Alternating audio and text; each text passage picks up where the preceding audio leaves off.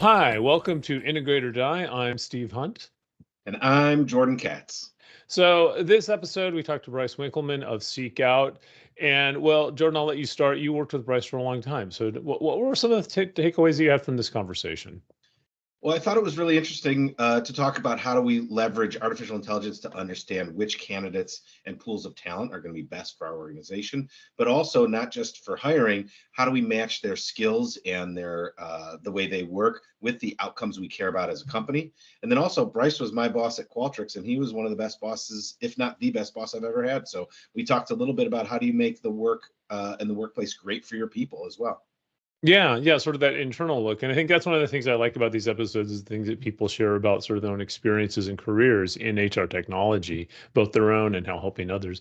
With Bryce, also, I've not known him as long as you have, but known him quite a while. I think another fascinating thing about talking to Bryce is he was with Qualtrics when it was like really tiny and sort of rode it up to a company that became so large that in many ways it helped define a whole new category of HR technology. And so hearing with some of that perspective and that depth of sort of immersion in this field is really fascinating. So, well, great episode. Let's give it a listen. Absolutely.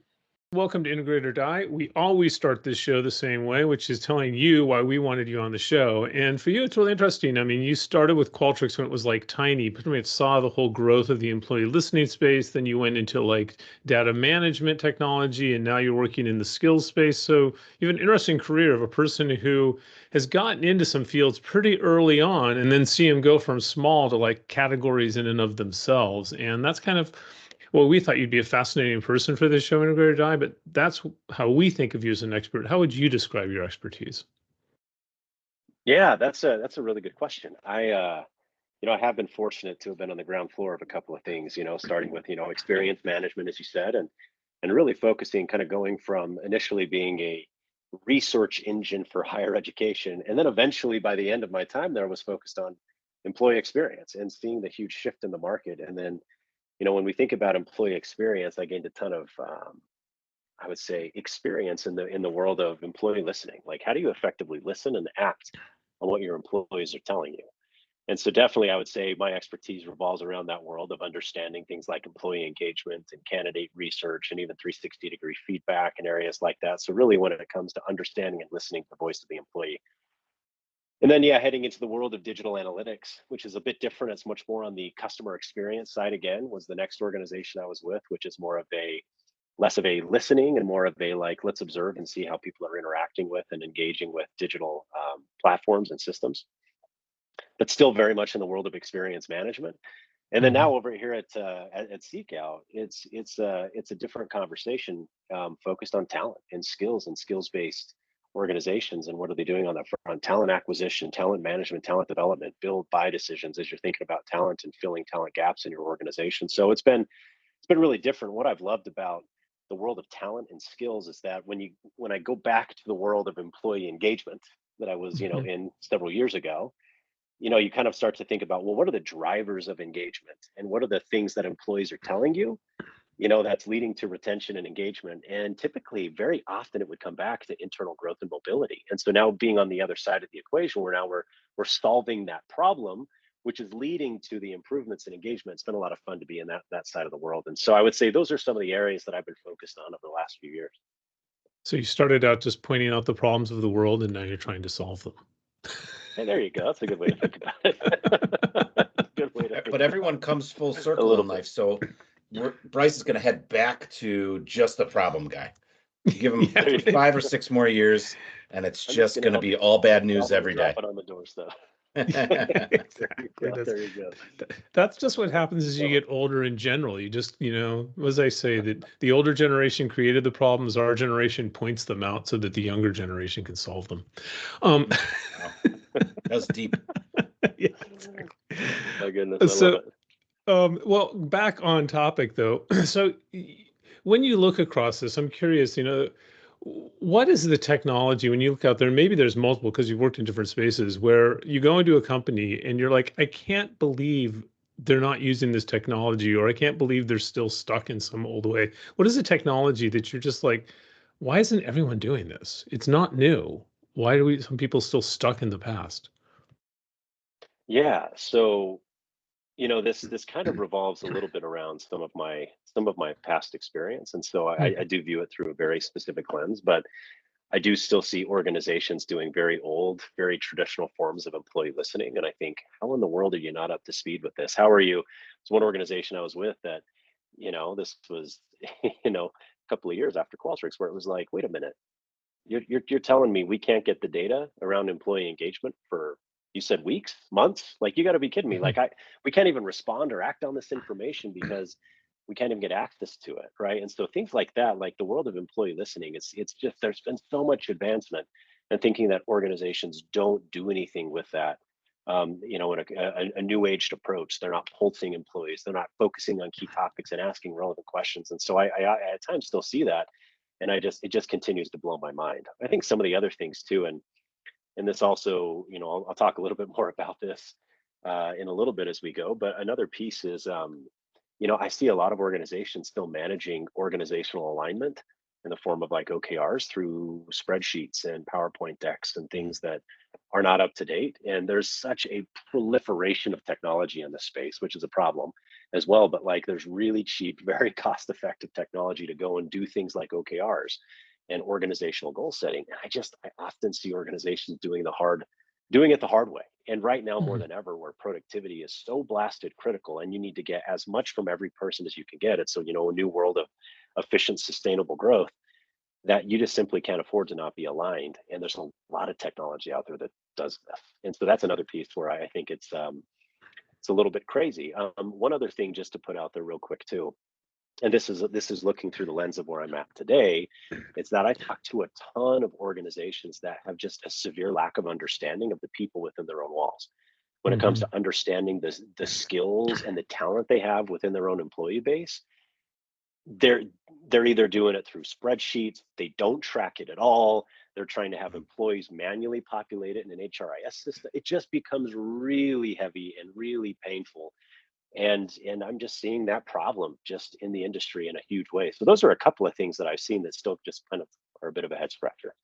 Yeah, well, I think all of those is interesting. I'm going to do a plug for my own book, Talent Tectonics. When I was talking about the need for HR technology, the main point I said, it's when you look at big companies, they always talk about wanting to be like small entrepreneurial agile companies.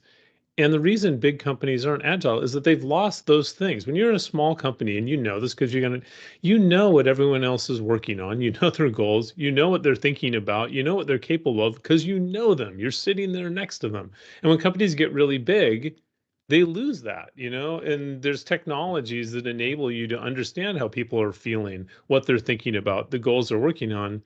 But so many companies don't use them that they make these decisions about HR and talent management based on speculation of what they think employees want, total lack of a clue of what employees are actually doing. And then we wonder why we see these colossally bad talent management failures in just all these different areas. And it's really because the perspective, I think to your point, they're like, there's companies that they don't understand their employees. They don't really know them at all. They're just based on some leader's perceptions. And leaders, well, I'm curious what you think. In my experience, I think I actually worked with a Qualtrics client who said that leaders can't possibly understand their workforce without using technology because they're in a bubble. Mm. You Yeah, know? yeah, Yeah, yeah. no question. That's exactly right. And they just they struggle to see, like, you have employees working on projects and programs and things every day, and yet there's a lack of like, well, how do we actually connect that back to that employee? And so when they have a different manager someday, how do I know what skills this person even has? Because again, they're either not Mm, tracking it or they're trying to do it through spreadsheets. And so what you end up leaning on is you say, well, I guess our only option is to go buy the talent, which is often Mhm. an expensive proposition, sometimes very needed, but can be an expensive proposition. Or you end up promoting people based on who's the squeakiest wheel, or who has the best relationship with managers in different organizations, right? And it's just the wrong way to make decisions. It should be skills based hiring and a holistic strategy to filling talent gaps. Yeah, I think the skills, and I think go back to what you said too, that also how many companies make like restructuring decisions and stuff like that with no data on what people are actually working on. Exactly right. Just they Exactly just look right. Could not agree as more. if our job titles actually conveyed what people actually do or know how to do. It's just like it's it's crazy. Heck, my job It title is is. It's cheat. insane. Yeah. I mean, I say my job title is chief expert, and Lord knows I'm not an expert in anything. Steve, don't listen to him, audience. Don't listen to him. He's an expert in whatever you clicked on this to listen to. That's what his expertise is. Whatever you're interested in, Steve's got you. And if not Steve, then Steve's me not or an Bryce. expert, then I'm in big trouble. Right. Then I'm in big we better we better set up a whole new show just to talk about how betrayed we are by that. Oh my God. Bryce, I have a quick question because I do hear this quite a bit, which is like you'll walk into an organization and it might be a high performing organization, and you'll say, why are you managing your skills inventory or your experience inventory or learning and development inventory? Why are you managing this on a spreadsheet or a Google Sheets? And they just say, well, it works for us. This is what works for us. So like they're not comparing other solutions. They're just comparing what currently works for them. What damage are they doing to their organization? Or what's the argument against, like, hey, I get that you're managing a spreadsheet here and it's got everything on there that you need. What's the talk track around that? Because it's obviously not true. Well, it's actually rare that I find an organization that when I ask that question, they don't roll their eyes to start, and that's with those organizations using spreadsheets because they know it just doesn't work. They know it doesn't work, and the problem is that there's just so many other pressing fires that they're trying to deal with that they just put it over here, and part of that is because they don't see the damage that's actually being caused by them not putting the right people in the right spots, not keeping track of this. So what you end up having is if you don't keep track of skills effectively and you don't really know your people and they don't have an opportunity to understand what the next step is for themselves, what they're really causing is there's going to be a lot of regretted attrition in that organization. Or almost even worse is they're going to put the wrong person in the wrong role and then they're going to have attrition on the back of that, right? So if they're not making skills-based decisions and keeping track of that effectively, it's going to lead to a lot of really bad decisions down the road. And because it may not be a fire now, and they think, well, you know what, we're checking the box on like keeping track of skills to a degree. I have a burning fire over here with my HRIS system, or I have to go do a transformation with my learning management system. I have to go do this thing over here. That because it may not be a burning fire in their mind, like, you know, we can't get adoption on this $2 million system we just launched over here. So I need to go focus on that. They're actually going to create a whole range of different problems and systems that go down the road. And so I would say, so a lot of the damage is regretted attrition, impacting engagement, putting the wrong people in the wrong role, promoting the wrong people. And it just creates a massive organizational problem that they're going to have to clean up later. Well, I think building on that kind of goes into, and because you're working this area, what are some current innovations that you're like super excited about? So we talked about, technologies that you think everyone should use, which is, understand your employees, understand what they're working on. But you said the skills area is a big challenge. When you look at this, and there really has been such an explosion of innovation around skills management over the last 3 or 4 years, with the development of large language models, ontologies, all that other stuff. What are you most excited about? Because there's a lot of stuff people talk about just because it's new, and then there's stuff they talk about that is like, this is actually not just new. This is super valuable. Even what are you most excited about right now that you're working on? Yeah, so there's going to be a few things. One of which is it's how does AI disrupt the talent game, right? How do you Mm. actually because again, keeping track of skills in a manual way, which is what organizations do today, is incredibly painful and incredibly burdensome. And so some organizations say, well, let's just push it to the employees and tell them to go do it. Some are trying to keep track of some of that stuff manually and they're spending millions of dollars to do it. And so there's a few areas where I think we're really focusing on how do we change the game when it comes to the skills equation. Um, One thing is that skills taxonomies and keeping those things up to date is a bear. It's really challenging for organizations. And so how do you actually do that through AI? And how do you Mhm. keep that dynamic? How do you constantly update your skills taxonomy? Right. That's one thing that we're focused on and helping organizations kind of think through more effectively.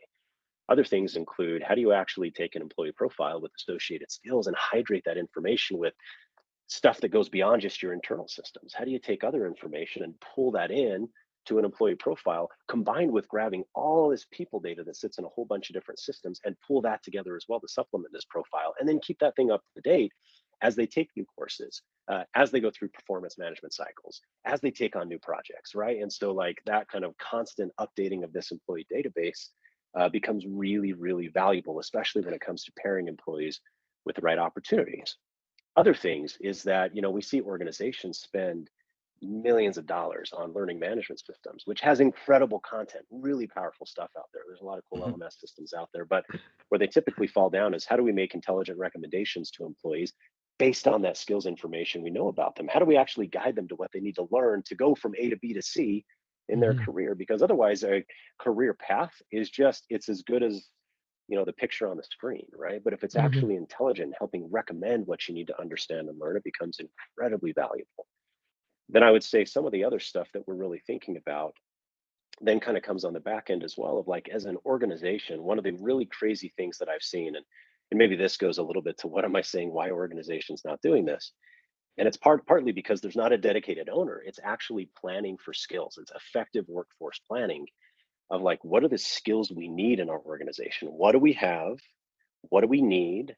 What do we want to create internal mobility opportunities for? What do we need to buy in the market? Like, how do we effectively think about skills and make a really intelligent build or buy or borrow decision with the skills that we have?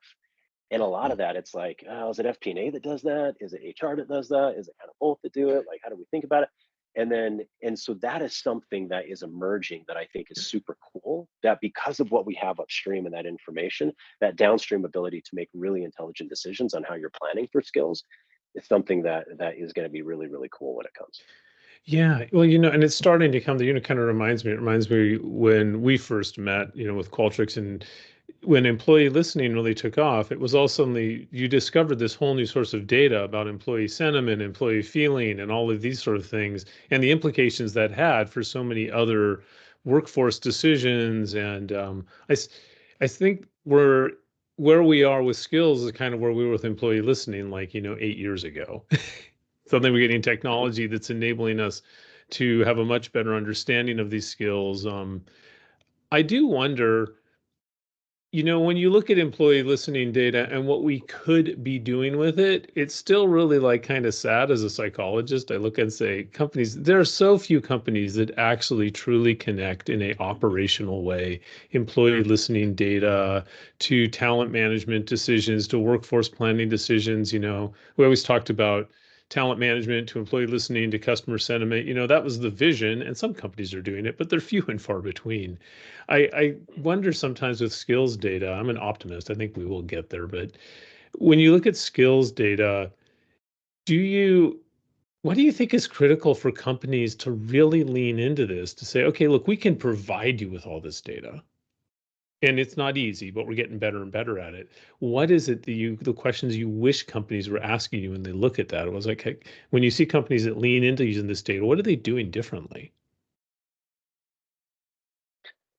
Yeah. So when you're saying organizations that do it well, what are they doing Yeah. differently? Is that what you're saying? Yeah, or Um, even if they're not yet, what do you think they need to do differently? It's a good question. yeah.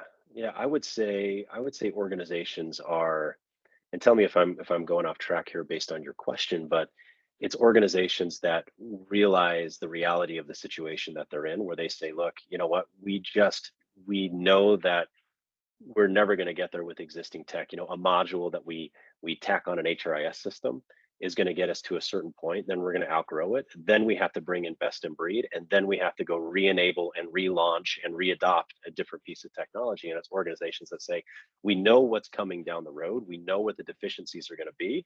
Let's do it right the first time. And so it's organizations that see that. I also see a much deeper urgency from an industry perspective in a couple of industries. And one is aerospace and defense, and one is in Mm. professional services because their people are their product. And so they simply can't afford to have something that is not really, really effective at helping them understand their people and keep that dialed in and up to date because it is their product. And if they get behind on that front, they're going to be in trouble. And so it's not an afterthought to them, it's a four-alarm fire. And we're seeing organizations like that are really leading the way in trying to figure out how to go do this effectively. As with most HR technology too that I've seen, I can't put all the blame just on laggards that are out there. It's that it's such an emerging space. I think Steve, you kind of Mm. referenced this too. It's Mhm. it's It's every organization knows they need to do it. Every organization knows they need to provide internal mobility and career pathing and understanding skills and making skills-based decisions, but very few organizations know how to do it. So I'm Mhm. seeing a lot of, and this is kind of how it was, back in the day of employee listening, where they're like, oh my gosh, I've been using these big agencies that do everything for me. I don't know what to do. Help me ask the right questions, look at the right benchmarks, design this the way it needs to be. I'm seeing that same kind of a thing around an appetite for program design and consultation and meet me where I'm at and help me build a maturity model.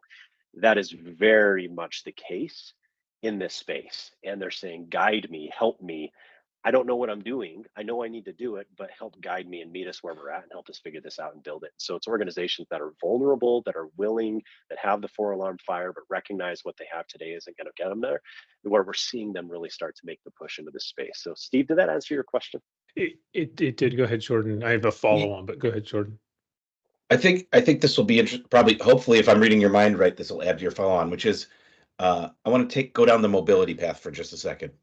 Um, I remember back in the early 2010, 12, 8 through 14, going to conferences and really hearing about employee mobility and then not seeing it anywhere, certainly not experiencing it anywhere, and not hearing back about it until like 10 years later, which makes a lot of sense because technology for employee mobility and cataloging skills and talents and what you're passionate about is way better now. But what I never truly understood beyond retention, what are some of the downstream effects or impacts that you've seen, if this is already happening or not?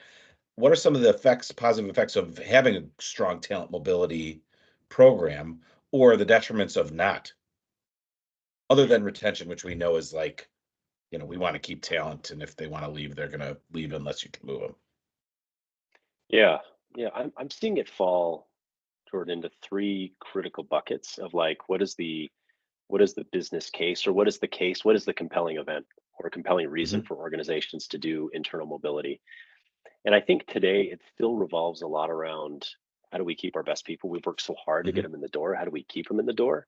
And how do we give them the opportunities to go have an impact elsewhere in the organization? So that still, I think, is the primary driver. And regardless of macroeconomic environment, every organization on earth is worried about losing their best people. I don't care if they've had a Mm. 20% riff, a 40% riff, they're still worried about like how do we keep our best people in the door? And sometimes you have to provide it. So to keep your best people, you got to provide that capability. But some of the other downstream impacts that we're seeing are around engagement, and engagement Hmm. has a direct connection and link to employee productivity. So in this world again where you know what, like maybe we're okay losing a certain percentage of our population when it comes to trying to get more efficient. One, you can't lose your best people. And then two, you need people to be super productive. And if we Hmm. provide mobility, sometimes it's like if I move a person from position A to position C, they're actually going to soar. They're not only going to stay around, they're going to have an impact, but maybe this is actually what they were meant to do all along. And it's going to provide that Hmm. huge acceleration opportunity for them. And so engagement, productivity, and reducing regretted attrition are still the key drivers that I'm seeing around any type of internal mobility and career pathing. Um, Nice. the other thing, though, is that there is something to be said around, and this is probably less on the mobility side. It's probably more on the career path, career track side. But organizations are very, very, very interested in how do we have a compelling reason to reskill and upskill our people as well. And Mm. mobility kind of creates a bit of a forcing function to do that. Say, look, hey, Hmm. we want to give someone an opportunity. They're not ready for it. How do we push them into a learning system so they actually go take it seriously and engage with the content? And so Nice. getting some value from those existing technologies is another driver that I'm often seeing. And then, sorry, one other Nice. thing, and I know this is a long-winded answer, but this kind of comes to some of those industries that we were talking about, that where their people are their product and they're trying to effectively manage the resources they have internally.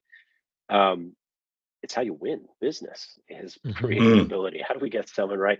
The whole thing is mobility. You're working on project A and now you're going to project B or to project C. And like we need to effectively help you know what you should be working on. And our effective deployment of resources is going to directly impact our ability to win and deliver great client outcomes. And so that's another Got huge it. driver in certain industries. Yeah, I've definitely seen, I Nice. mean, another podcast, but like different industries too, with like that approach of mobility, that it works better in some industries than others because, as you say, their people are their products. Um, I think it's much more challenging in like manufacturing, where it's like we have stability and productivity is tied to consistency. It becomes a little more challenging.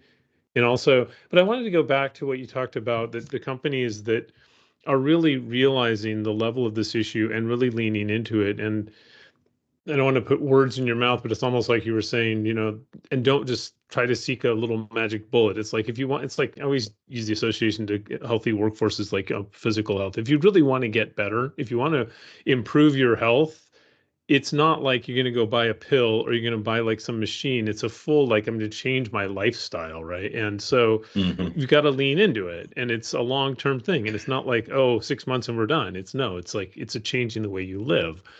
I think it's the same Yeah. thing. So looking at that, and I will say this too, and I know all these, I hope Bryce doesn't, but of this mother your sales cycle, but talking to companies that implemented these AI ontologies, it is not a 3-month project. I know companies that have been working on it full on for over a year, and Yeah. they're not saying it's not worth it, but it's not necessarily easy. Yeah, if you're trying to fix a very specific problem, you can do something really quickly. There's some quick wins to be had, but this larger change it's very, very foundational. With that in mind, when you look at what are technologies that you wish other people were building, so like Seek Out works, like I say, well, integrate or die thing is you guys are part of a broader ecosphere, right? You're a puzzle piece, really cool puzzle piece, Mhm. but still a puzzle piece. What is it that you wish the other puzzle pieces were building around you that would say this would make our solution would become so much more powerful, our ability to have success, if we could integrate with these sorts of things? What is it you wish someone else would build? Something else someone would build. Um, it's a good question as it relates to seek out. I don't know. I probably have to chew on that a little bit more, but I think there are a Hmm. couple of pieces where I still think organizations are struggling to deliver great coaching, nudging content in the flow of Mhm. work. It just Hmm. like again, I kind of talked about LMS systems a couple of times, and I think it's there's a lot of phenomenal systems and content out there, but very few are really great at driving any kind of like meaningful adoption. Mm. And some of that is that it's not in the flow of their work. It's not giving them nudges on, hey, you know what, like we've seen and understood what you're doing here, like why don't you take this course, this is going to be incredibly powerful for you. It's like effective, like truly intelligent learning recommendations is something that I haven't seen it, and I haven't seen it done very well, which is forcing us to kind of go and incorporate elements of like, well, if we understand the skills we can help make the recommendations. But it's just such a glaring problem, is that we spend millions on LMS systems, adoption is really low. how do we effectively how do we effectively use these to move the needle is something that I think is really missing. Mhm. That's And that's one piece. I think the other thing too, and I've used pieces of this in the past, but maybe just for me as a leader as well. It's I know that there's this dream of how do we use behavioral analytics and data to help make me become better. There's Mm. stuff out there. Microsoft's trying to do stuff with Viva, and like they're sending me reports, and honestly, like sometimes it just doesn't make a ton of sense, and it's not super relevant to me. It's like, how do you actually truly understand how I'm performing and behaving as a leader, and what I'm doing when it comes to communication? Cultivate's done some cool stuff on this front. I know Jordan, yeah. we've talked about Cultivate, and what Joe and that crew did. Like, Right. help me become better based on how I'm behaving and acting, and then Mhm. give me nudges in the flow of my work, so that it's not just maybe one big download at the end of the week, but like throughout the day. Maybe I'm writing something to someone and it's like, are you sure you want to send this right now? It is 5 a.m. for this person, right? Just as Yeah. one example of like, help me in the flow of my work become better and improve. And I feel like a lot of that stuff is just missing. It's requiring me to go to this system, go look up courses, take this course, and it's getting harder and harder for for individuals to be willing to do that. And so I think that's one thing that is missing today.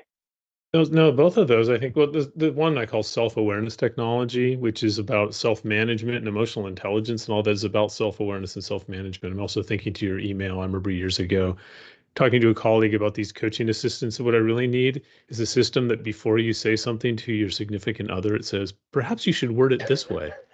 That's too many words. That's too fast and too long. It's got to be like stop.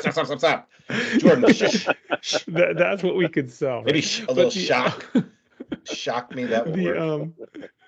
The Oh, other man. one though, I think is really, really fascinating. What you said is this need to.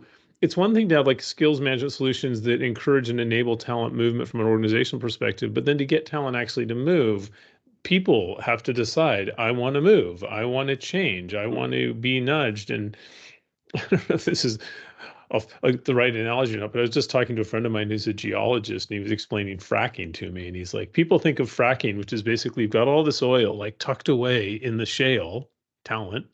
It was, and then and people think Oh, fracking is we pump all this water out to expand it to get the oil out. But he goes, the other key part of fracking is that there's a whole science of this sand that goes in to hold the shale open so the oil can move. And it's like, Mm. so if you kind of think that like the skills intelligence data is like the water to like find all this oil and move it open, but then to get the actual talent to move, that's people deciding, I want to go to a different job, I want to take a different training course. And that's this whole area that, I mean, the way I don't know if you find that analogy flattering or not to fracking. Yeah. but, I'll take it. It's a great, it's a good but it's description. It's a good but description, it just right? really struck me that it's a side of this whole discussion that I've never really heard before. And I think it's so spot on, um, that we can provide all this data and all this intelligence of sort of where people quote should go, but they're not going to go there if they don't decide to move.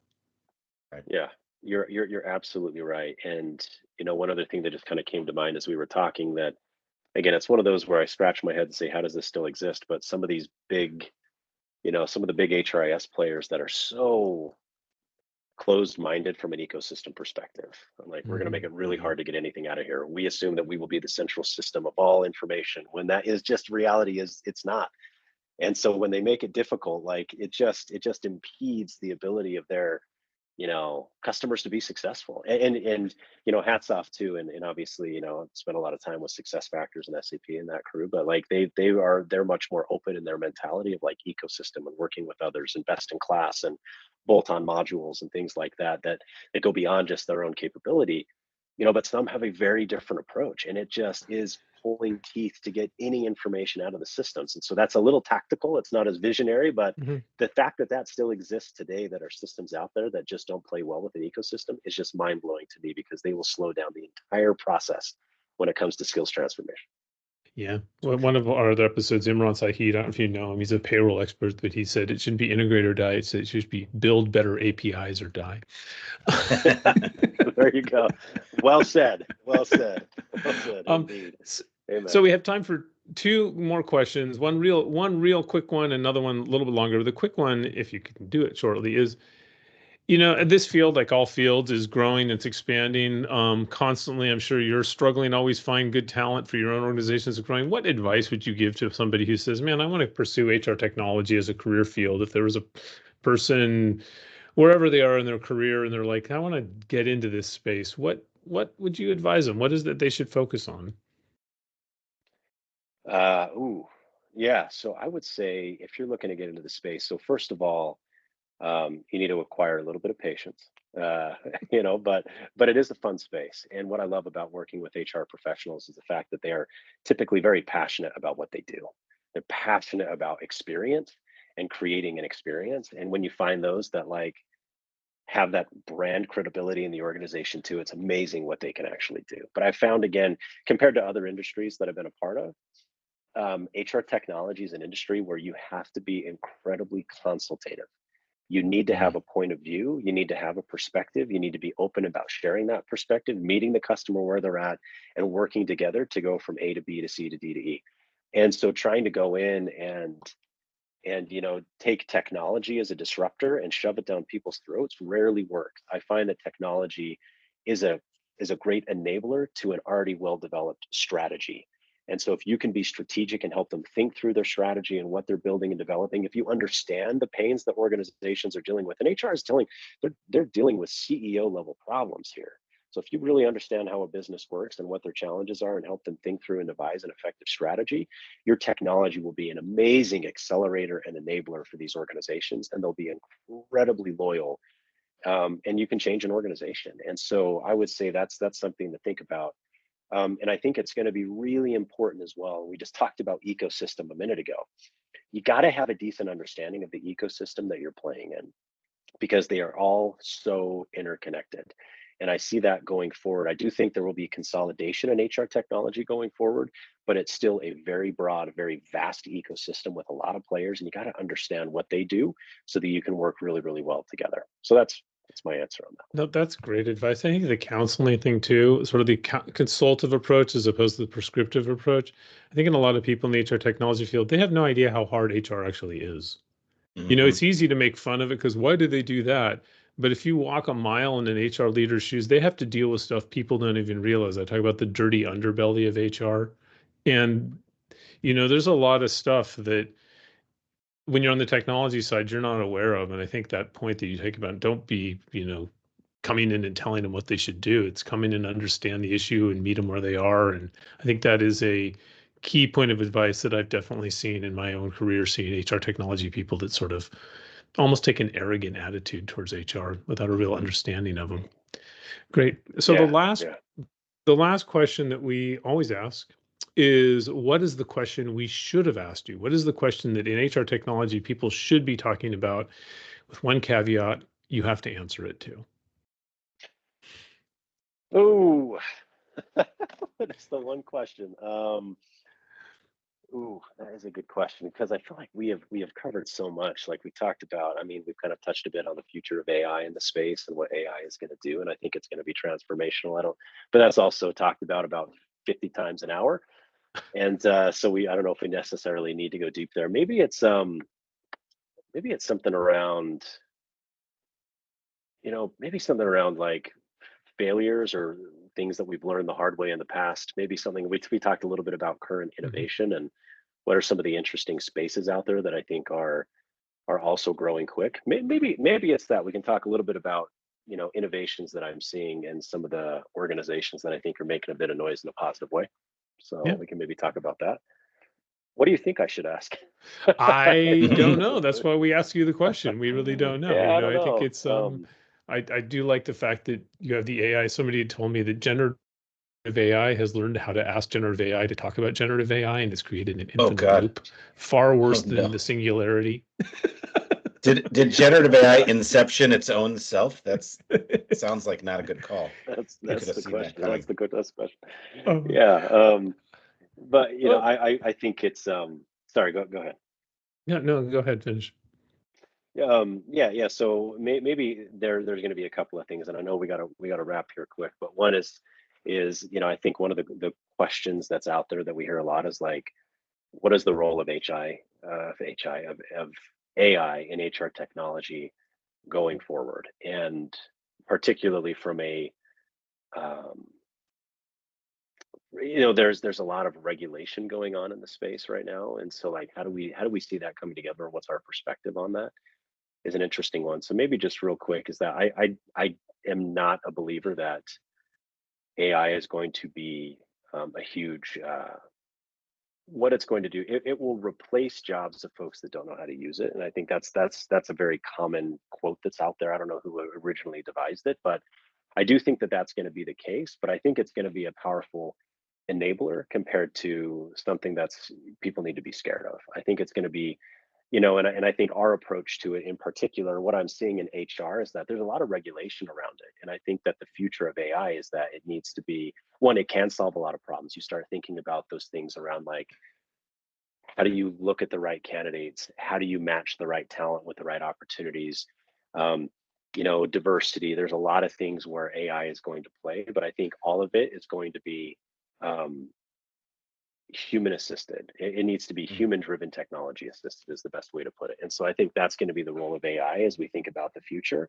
And I think it's important as an organization that every organization devises a what's your stance? What's your perspective on AI and HR technology?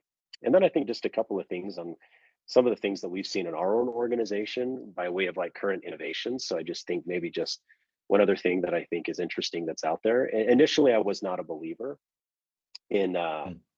in systems that drove deeper employee recognition and rewards combined with how do we more effectively connect with each other in an organization. But I've actually seen massive adoption and big impacts on employee engagement, retention, and things like that. So some organizations out there like Awardco the stuff they're doing around recognizing and rewarding employees is super cool. I'm impressed with their perspective and their growth and what they're doing around employee recognition and seeing how impactful that's been. The other one is that we use a system called Donut inside of our company. And initially I was like, man, will this stuff actually take on? Will people use it? But in a world of remote work, it's been super cool. And so the way that I use it inside of our organization is that, it'll randomly pair me with someone in the company, whether I know them or not. And we get 20 minutes on the calendar and just connect and have a conversation. And it has led to transformational thinking, meeting with key engineers, working on certain products and connecting and talking and kicking around ideas. And we're talking with people about career advancement and opportunities and mobility and things that they want. And so initially I wasn't fully a believer in this technology that would just create deeper relationships and pair people together, but I believe I'm a believer now. And so I would say those from a current innovation perspective, maybe something that I didn't believe would have an impact that is having an impact falls in a couple of those categories. So maybe that's something else you may want to ask. And there's my No, answer. those are great. Those are great. I like the way you took this, and I think the one you're talking about with the connecting people is usually we think of HR technology in general to bring people together based on common skills or interests, but sometimes it's like you're part of the same tribe, / the same company. Let's just bring people together just to bring them together. And Yeah. that's sort of the opposite of the way our social media works, where it actually uses AI to like segment us into distinct groups to yell at each other, as opposed to just randomly connecting individuals. So that's cool. Maybe I'd like to see that spread across society in general. Well, Bryce, thank you so much for your time and your insights. You bring such a fascinating perspective on this. And Jordan, any last thoughts before we sign off? No, I appreciate all your good insight, Bryce. I was with Bryce during some of the time period where certainly employee experience was starting to get hot, and hopefully it continues to stay hot. And I encourage everyone to check out whatever Bryce is doing, because he's been at the forefront of HR related and data and growth related strategies since long before I've known him. So great guest Probably. and great input. Yeah. We could just do a Bryce Winkelman investment fund wherever he goes. Probably put VC funding, and you'll do based on past performance is not an indicator of future performance. But no pressure. There are a lot of external factors we have to control for other than Bryce, Steve. Bryce has like a family and kids. He can't run the entire company all on his own. But based on past performance, he's done pretty good. Yeah, no joke. Bet on Bryce all day, every day. I agree. Strongly agree. I just feel like if we invest in him, we're going to expect him to drop everything and only work for us, which is unrealistic expectations. He's going to be looking for talent mobility to the max at that point. Gotta get out of here. Right. These two guys are crazy. All right. Well, Bryce, thank you so much for appearing on Innovator Die.